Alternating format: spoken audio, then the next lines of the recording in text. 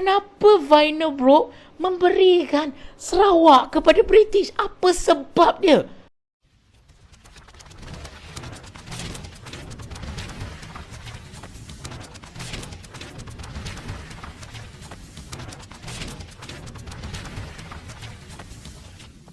Hai, Assalamualaikum. Anda bersama dengan saya lagi, Sehistrozi, Let Histrozi, Tissue History. Jadi untuk video kali ini, kita berada pada topik ataupun chapter bab yang keempat, iaitu era peralihan kuasa British tingkatan 4. Alright? Dan fokus untuk video kali ini, kita berada pada subtopik 4.4, iaitu penyerahan Sarawak kepada kerajaan British. Okey, kamu dah pernah belajar sebelum ini semasa tingkatan 3. Kalau kamu masih ingat lagi, Sarawak adalah dikuasai oleh satu kuasa yang bukan British, iaitu James Brooke. Masih ingat lagi tak James Brooke? Cuba refresh balik. Korang pernah belajar James Brooke pada bab yang kelima tingkatan 3. Dan James Brooke lah yang telah menjajah Sarawak ini selama berpuluh-puluh tahun. Alright, dan penguasaan Sarawak inilah yang diturunkan kepada keturunan beliau selepas itu, kepada anak beliau sehinggalah kepada cucu beliau, iaitu Charles Vinebrook. Tetapi pada tahun 1946, disitulah pengakhiran kepada penguasaan keluarga Brooke terhadap Sarawak. Kenapa? Sebab berlakunya penyerahan Sarawak kepada kerajaan British. Pemerintah terakhir Sarawak pada waktu itu adalah Vinebrook, telah memberikan Sarawak kepada British. Kenapa? Apa reason Vinebrook ini memberikan Sarawak kepada British? Apa sebabnya? Adakah dia tak nak menjajah dah, orang kata British? Kenapa Vinebrook memberikan Sarawak kepada British? Apa sebab dia? Okey. Jadi, ada 3 faktor kenapa Vinebrook memberikan Sarawak kepada British. Okey. Sebab yang pertama atau faktor yang pertama adalah masalah pewarisan tahta. Alright. Yang mana kalau ikutkan keturunan Vinebrook, selepas seorang pemerintah yang digelar sebagai Raja Putih, okey, keluarga Brooke ini bila jadi pemerintah Sarawak, mereka akan digelar Raja Putih. Okey.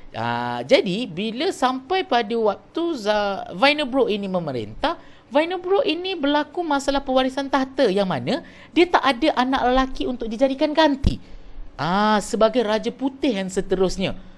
Dan beliau pula pada itu dah makin tua, dah makin uzur pula pada waktu tu. Okey, sepatutnya dia kena melantik keturunan beliau, yang lelaki. Tetapi keturunan beliau yang paling layak pada waktu itu adalah Anthony Brooke. Siapa ni Anthony Brooke? Anthony Brooke adalah anak saudara kepada Vinebrook. Tapi Vinebrook dia tak nak. Dia tak nak bagi tahta je kepada Anthony Brooke. Nampak tak? Tak tahu apa problem dia. Dia tak nak bagi tahta dia kepada Anthony Brooke. Dah lah makin tua, dah tak boleh nak memerintah dia.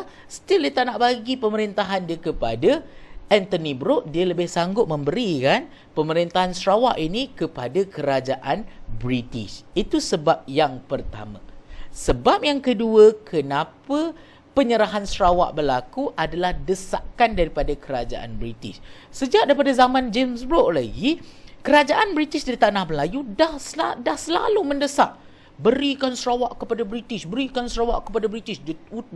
Pegawai British tulis banyak surat kepada keluarga Brooke daripada zaman James Brooke, anak James Brooke, Charles Brooke dan juga Vinebrook, untuk serahkan, orang kata desak keluarga Brooke ni untuk berikan kerajaan British kepada mereka, berikan kerajaan Sarawak kepada British. Tapi pada waktu itu James Brooke dan juga anak dia tak nak bagi. Tetapi pada zaman Vinebrook inilah, Vinebrook dah rasa macam malas lah, selalu sangat kena desak dengan pejabat tanah jajahan British untuk menyerahkan Sarawak. Akhirnya Vinebrook ni okey, ambil lah.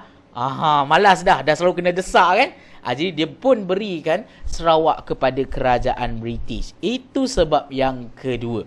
Dan sebab yang ketiga adalah masalah kewangan. Kenapa? Tak ada duit ke Vinebrook ni? Sampai dia tak nak memberikan Sarawak. Dah tak ada duit, dia nak bagi Sarawak lah kat orang lain. Macam tu. Tidak. Okey. Kita tahu pada tahun 1946 adalah waktu selepas Perang Dunia Kedua. Dan kita tahu selepas Perang Dunia Kedua adalah sama dengan masa selepas penjajahan Jepun. Masih ingat lagi kita belajar pada bab yang ketiga, di mana selepas penjajahan Jepun, Jepun keluar dan tinggalkan negara kita secara tiba-tiba. Alright, dan dia tinggalkan negara kita dalam keadaan yang sangat huru-hara. Dia tinggalkan tanah Melayu, semua negara-negara jajahan dia di Asia Tenggara, termasuk tanah Melayu, Sabah, Sarawak, dengan keadaan begitu sahaja. Dengan keadaan yang sangat huru-hara. Dengan situlah bila Wynebroek nak memerintah semula, alright, tak ada duit dah nak membangunkan keadaan yang huru-hara di Sarawak. Wynebroek menghadapi masalah kewangan untuk memulihkan Sarawak selepas Perang Dunia Kedua. Banyak kemudahan-kemudahan Sarawak yang musnah disebabkan oleh Jepun. Jepun ni bila dia datang negara kita jajal, lepas tu dia keluar, dia tinggalkan macam tu sahaja. Dalam keadaan yang huru-hara. Wynebroek ni pula pening kepala. Alamak, macam mana aku nak mengembalikan orang kata penguasaan Sarawak ini, ataupun memulihkan Sarawak pada waktu ini, sebabkan dia tak ada duit. Sebab perlukan biaya yang sangat banyak untuk memulihkan Sarawak. Akhirnya dia come dengan satu idea, bagi je lah Sarawak ni dekat British, senang cerita. Bagi Sarawak kat British, biar orang yang uruskan. Nampak tak dekat situ? Jadi ini adalah sebab yang ketiga. Jadi ini adalah 3 faktor kenapa Sarawak diserahkan kepada British. Yang pertama, masalah pewarisan tahta. Yang kedua adalah desakan British. Yang ketiga disebabkan oleh masalah kewangan. Seterusnya, kita nak tengok pula bagaimanakah kronologi penyerahan Sarawak berlaku. Okey, dia bermula dengan British mengutuskan banyak surat untuk mendesak Wynebroek ini untuk memberikan Sarawak. Okey, jadi yang pertama kita akan tengok timeline dia. Yang pertama adalah British mengutuskan surat kepada Wynebroek. Tulis surat supaya serahkan Sarawak kepada British. Akhirnya, bila dah banyak sangat surat diutuskan, Wynebroek pun macam, okeylah, tak apalah, boleh, tak jadi masalah. Alright, tapi apa yang Wynebroek kena buat dahulu, Wynebroek perlu mendapat persetujuan daripada pemimpin-pemimpin tempatan, orang-orang tempatan dahulu. Kalau tidak, dia tak boleh serahkan macam tu saja. Sama macam Malayan Union. Alright, ingat tak dalam satu topik sebelum ni kita belajar Malayan Union? Kalau British nak buat Malayan Union, dia tak boleh buat macam tu saja. Dia kena dapat tanda tangan daripada Sultan. Sama juga dekat Sarawak pun dia kena dapat tanda tangan dan persetujuan daripada pemimpin-pemimpin tempatan. Jadi dia telah arahkan orang kata pegawainya yang bernama Gerald T. McBrien untuk mendapatkan persetujuan ketua tempatan. Tapi Gerald T. McBrien ini sama caranya dia guna sama dengan Harold McMichael ketika McMichael nak minta tanda tangan 9 orang sultan di tanah Melayu. Menggunakan cara apa? Desakan, ugutan, muslihat, supaya dia dapat sign daripada setiap persetujuan ketua tempatan. Itu cara McBrien ini. Mendapatkan persetujuan tanda tangan dengan cara yang tidak sah. Alright, tapi apa yang lebih teruknya lagi adalah dia hanya mendapatkan tanda tangan daripada ketua tempatan dan dia tidak mewar-warkan kepada seluruh rakyat Sarawak tentang idea penyerahan ini. Tanpa pengetahuan rakyat tempatan, Sarawak ingin diserahkan. Jadi orang-orang rakyat biasa semua tak tahu. Sarawak nak diserahkan pada British, mereka tak tahu. Nampak tak dekat situ? Dekat sinilah bila British dapat tahu, British bagi tahu dekat Wynebroek, kata British nakkan persetujuan Majlis Negeri dan Rakyat Sarawak. Maksudnya ada 2 benda yang British suruh Wynebroek buat kalau dia nak bagi Sarawak kepada British. First, minta kebenaran daripada kelulusan daripada Majlis Negeri. Majlis Negeri ni adalah umpama majlis pemerintah di Sarawak. Alright. Yang kedua adalah dapat persetujuan daripada rakyat Sarawak. Dapat kedua-dua ini barulah boleh diserahkan. Akhirnya dekat sinilah orang kata British cuba, orang kata menghantar pegawai-pegawainya untuk melihat sendiri. Orang kata tinjauan kepada rakyat-rakyat Sarawak ini, sama ada ramai yang suka atau ramai tak suka dengan penyerahan Sarawak. British buat tinjauan, lupa tengok-tengok, rupanya kebanyakan kaum peribumi, kaum-kaum Iban, kaum Dayak dan sebagainya menentang penyerahan Sarawak. Yang menyokong adalah kaum-kaum bukan peribumi. Contohnya kaum Cina dan kaum India di Sarawak. Dan siapakah pegawai-pegawai yang dihantar oleh British untuk memantau orang kata orang-orang Sarawak ini adalah pegawai yang sama yang memantau ketika reaksi Malayan Union, iaitu siapa lagi kalau bukan Gammons dan juga Rhys William. Jadi Rhys William dengan Gammons inilah yang akan tengok rakyat Sarawak ini mereka okey ke tidak. Ramai yang menentang ke ramai yang tak menentang. Ramai yang menentang ke ramai yang menyokong. Akhirnya dekat situlah bila tengok ramai juga yang menentang, ramai juga yang menyokong. Akhirnya bila ramai yang menentang, ramai yang menyokong, semuanya dapat diputuskan dengan hanya keputusan daripada Majlis Negeri.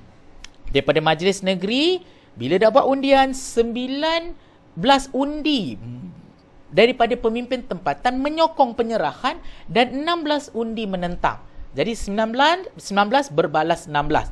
Jadi bila 19 berbalas dengan 16, so maksudnya siapa yang menang? Pihak yang menyokong menang. Jadi bila pihak yang menyokong menang, Majlis Negeri meluluskan penyerahan Sarawak. Sebab apa? Sebab ramai yang menyokong daripada menentang. Walaupun tipis 19 dengan 16, tapi tetap kita tengok majority. 19 lebih banyak, jadi dekat situlah penyerahan Sarawak berlaku dan akhirnya secara rasminya penyerahan Sarawak berlaku dan menjadi tanah jajahan, bertukar statusnya daripada negara atau tanah naungan British kepada tanah jajahan British pada 1 Julai 1946. Nampak tak dekat situ? Dan itu adalah bagaimana penyerahan Sarawak berlaku. Alright. Dalam video yang akan datang, kita akan tengok bagaimanakah reaksi rakyat tempatan berkaitan dengan penyerahan Sarawak. Bila rakyat dah dapat tahu, adakah mereka menyokong ataupun menentang? Kalau korang ingin bahagian seterusnya, boleh turunkan di ruangan komen untuk bahagian yang kedua. Alright? So, kalau ada apa-apa topik yang korang ingin saya ajar atau ingin saya bincangkan, korang boleh turunkan di ruangan komen. Alright? So, jangan lupa subscribe, share dan juga follow social media saya yang lain seperti TikTok dan juga Instagram menggunakan username yang sama iaitu Histrozi. Let Histrozi teach you history. Okay? Itu saja. Bye!